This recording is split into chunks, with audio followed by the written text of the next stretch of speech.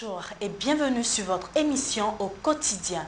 Chers internautes, vous savez, pour être couturier, la maîtrise des techniques de fabrication est essentielle. Il faut également avoir un sens artistique certain et faire preuve de goût pour harmoniser formes, couleurs et matières.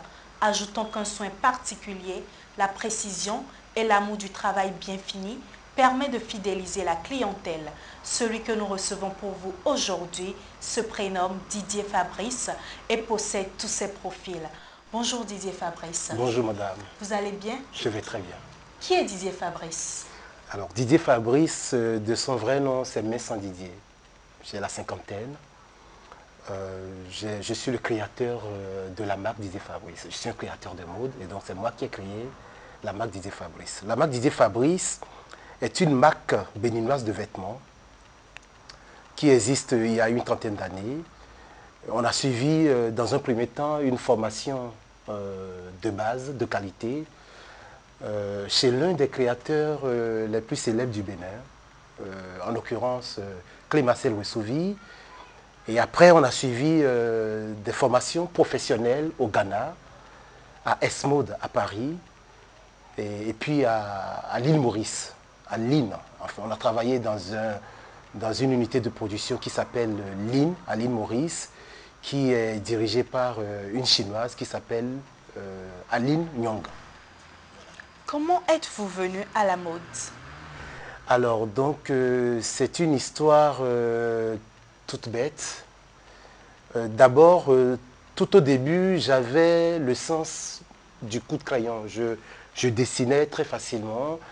Je comprenais très vite comment les astuces pour aboutir à un dessin. Et pour la petite histoire, quand j'étais au cours primaire avec des amis, tous ceux-là qui n'arrivaient pas à dessiner leur croquis et tout, ils venaient me voir, ils me donnaient un peu d'argent et c'est moi qui remplissais leur cahier de dessin avec mes dessins à moi. Et donc, j'ai une sœur qui s'appelle Messan Catherine qui a vécu ce don, enfin ce petit don que j'avais dès le bas âge. Et un jour, qui m'a encouragé à faire la mode. Et la petite chance que j'ai eue aussi, c'est parce que on habitait dans la même rue que mes futurs patrons. Donc mes futurs patrons, parce que c'est les Ouessouvi. Tout le monde les connaît. Et donc, je les voyais passer tous les jours. Et ils m'intéressaient parce que c'est des gens qui s'habillaient très bien et tout. Et donc, quand ma soeur m'a motivé à aller faire la couture, à aller suivre ma formation chez eux, je n'ai pas eu d'objection. Donc, je suis rentré en formation chez eux. Et donc, c'est ainsi que je suis rentré dans la couture, à travers la formation chez eux. Partagez avec nous votre source de créativité. La source de créativité liée à un créateur est toute simple. Vous savez, le créateur, quand il ne force pas, quand il est vraiment créateur de nature, il peut être inspiré partout, à tout moment, qu'il soit à la maison, ou qu'il soit dans la rue, qu'il soit dans la voiture, qu'il soit à la plage ou en vacances, je ne sais pas où. Il peut s'inspirer de tout. Même les enfants qui jouent dans la rue peuvent inspirer le créateur. Et donc, de cette manière, je m'inspire très facilement. Et mieux quand je me concentre. C'est-à-dire que quand je me décide à sortir une palette de modèles et que je me concentre devant mon bouquin, et là, ça roule très très bien. Donc, je m'inspire de tout et je crée facilement. Dites-nous, comment appréciez-vous l'univers de la mode au Bénin? À mon humble avis, l'univers de la mode au Bénin se porte plutôt bien. Il y a encore du travail à faire, mais c'est toujours bien de se contenter d'abord du peu qu'on a avant d'envisager aller plus en avant. Et donc, l'univers de la mode au Bénin se porte plus ou moins bien à travers le sens du travail en général des Béninois. Quand on prend tous les métiers au Bénin, on se débrouille plutôt bien. Et donc la mode aussi est concernée. Donc il y a plein de jeunes qui ont suivi des formations, qui aujourd'hui ont leur atelier et qui travaillent très bien. Et l'autre chance que le Bénin a, c'est qu'on a une ouverture de marché avec l'Afrique centrale, en l'occurrence les deux Congos, le Cameroun, le Gabon. Et donc, il y a des commerçantes, des gens qui ont des espaces de vente dans ces pays-là, qui viennent se ravitailler au Bénin. Et donc, ça devient un tremplin pour ces petits créateurs qui ont leurs ateliers à la maison ou un peu partout. Et ça, c'est le volet pratique de l'univers de la mode. Maintenant, il reste le volet promotion de cet univers-là. Donc, c'est ce qu'on est en train de s'atteler à faire actuellement au sein de l'association des créateurs de mode béninois. Et donc, on est en train de concevoir un calendrier au cours duquel, périodiquement, on sortira des tendances à travers des défilés de mode, des expositions, des foires, pour redynamiser globalement le paysage de la mode au Bénin et puis donner un autre goût à la population béninoise pour les citer à mieux s'habiller, à porter le local, à porter le Made in Bénin dans la mode. Aujourd'hui, vous avez réussi à vous faire un nom dans le domaine de la couture. Quel est votre secret? Mon secret, c'est le travail, tout simplement. Alors, j'ai été un accro du travail, à corps perdu. Ça me rappelle, je dis souvent à mes ouvriers que il y a quelques années, j'étais en mesure de travailler 24 heures sans manger ni boire. C'est impressionnant. Je m'aperçois aujourd'hui que j'ai été un dingue du travail. Et donc je leur dis, il faut travailler parce que c'est seul le travail qui libère l'homme. Et donc, c'est ça, c'est le travail à corps perdu, c'est la volonté de se mettre au service des autres, c'est le goût de vivre la satisfaction de l'autre. Et donc, j'ai été toujours au travail et les résultats sont là. Parlez-nous de vos plus belles réussites.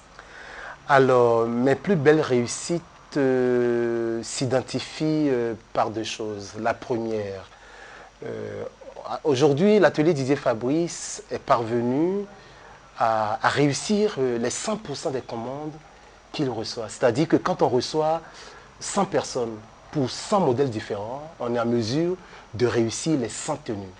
C'est pas mal ça. Et ça me plaît. Ça n'a pas été facile, certainement. Mais pour avoir réussi à atteindre ce niveau, je pense que c'est un exploit. Ça, c'est une première réussite.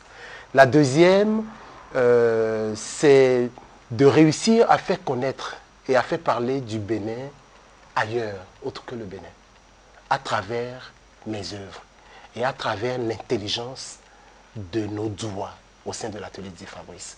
Vous imaginez que je sois allé en Belgique pour une exposition et que j'ai reçu des visiteurs sur mon stand et qui n'ont jamais entendu parler du Bénin. Et le jour où ils ont vu mon stand et mes œuvres, c'est le jour-là qu'ils ont entendu parler pour la première fois de leur vie du Bénin. C'est intéressant. Alors donc si un artisan béninois réussit à faire parler du Bénin, à faire découvrir le Bénin par ses œuvres, à travers l'intelligence de ses doigts, alors ça fait partie des réussites d'une carrière. Qu'est-ce qui vous a marqué négativement dans votre parcours?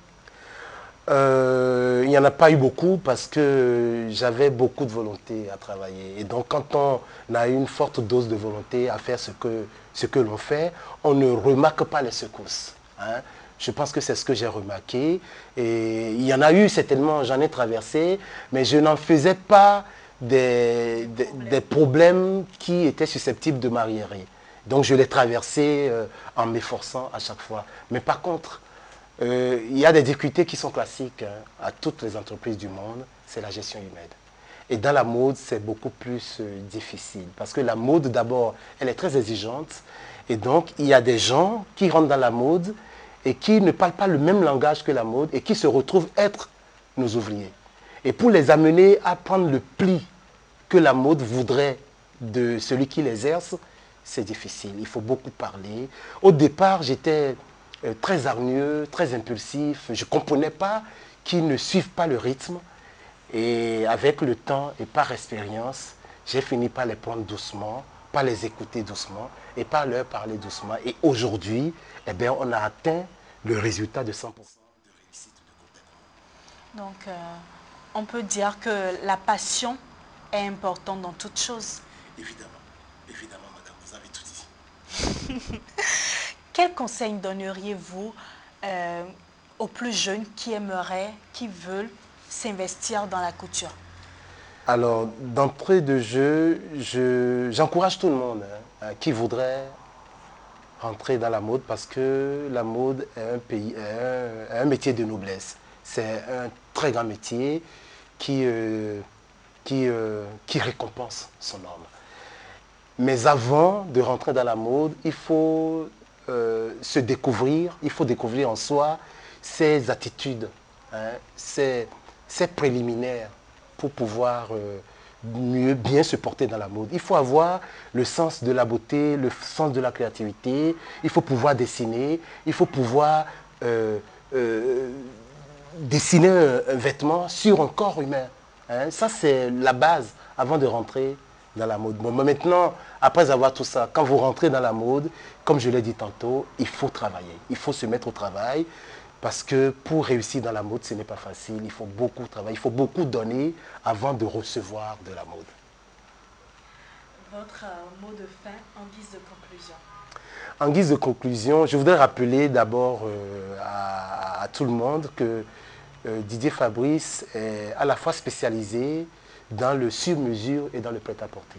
Hein, vous imaginez, quand vous avez un client devant vous, à qui vous prenez soigneusement les mesures, et après vous passez au stylisme, c'est-à-dire que vous lui proposez un dessin. Et ce dessin tient compte de la qualité du tissu qui vous a apporté, des coloris du tissu et des motifs du tissu. Et après cette étape, vous passez au modélisme. Vous coupez le tissu et vous le confectionnez. Et quelques jours après, qu'est-ce que ça vous ferait si, madame, vous étiez une créatrice, de voir quelqu'un porter un vêtement qui a subi ces passages pour aboutir sur le corps de ce client à une soirée de gala ou à un mariage ou vous le croisez à l'aéroport en train de faire un voyage. C'est ça la récompense du créateur. Et donc, nous sommes à la fois dans le sur-mesure et dans le prêt-à-porter. Nous sommes dans le prêt-à-porter parce que ça nous permet de servir tout type de clients selon leurs besoins immédiats. C'est-à-dire qu'il a besoin d'un vêtement, il vient, il regarde, ça l'intéresse, il prend, il s'en va. Et donc, à la fois, on intervient dans le sur-mesure et dans le prêt-à-porter. Je voudrais rappeler, toujours dans mon mot de fait, ça devient long, mais c'est vrai. Je voudrais informer aussi ceux qui aiment la marque Didier Fabrice que, vu le parcours de la marque, il y a des gens autour de nous qui, bien au-delà de nous regarder, de nous observer dans notre parcours, écrivent sur nous. Et donc, j'ai été contacté il y a quelques semaines, m'invitant à une soirée de gala, au cours de laquelle j'ai été nominé et on m'a décerné ce trophée que vous avez devant moi. C'était un moment fort, ça m'a fait plaisir.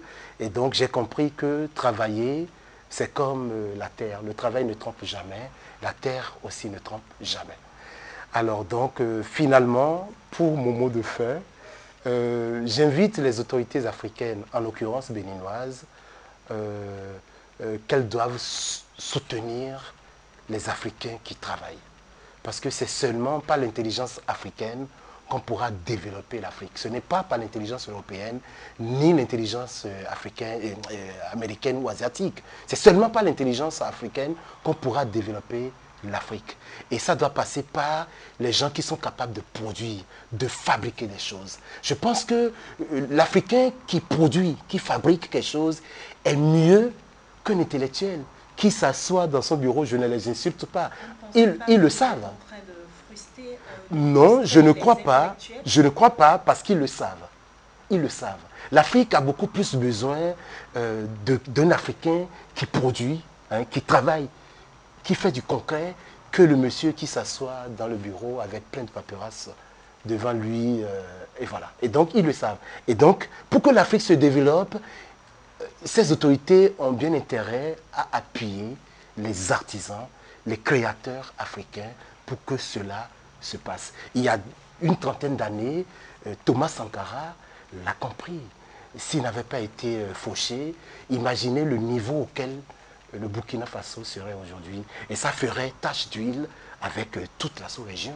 On en profiterait de l'esprit de Thomas Sankara. Et donc, mettons-nous au travail, travaillons sainement, travaillons sérieusement pour faire des... Merci Didier Fabrice. Merci à toutes et à tous de nous préférer. À très vite pour un nouveau numéro sur Guéri TV Monde.